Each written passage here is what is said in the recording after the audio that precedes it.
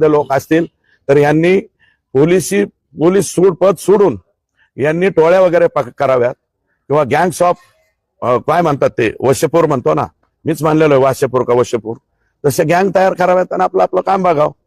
मी नाही त्यातली असं हे एवढं सांगण्याची काही गरज नाही. तुम्ही सगळ्याच ह्याच्यात आहेत.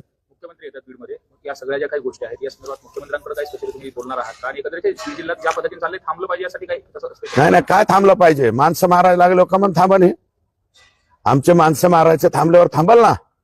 अजून बराच तपास व्हायचा आहे, अजून बरेच आरोपी पकडायचे, बऱ्याच लोकांवरती मोके व्हायचे, वाळूवाले राहिलेत, अजून राखेवाले.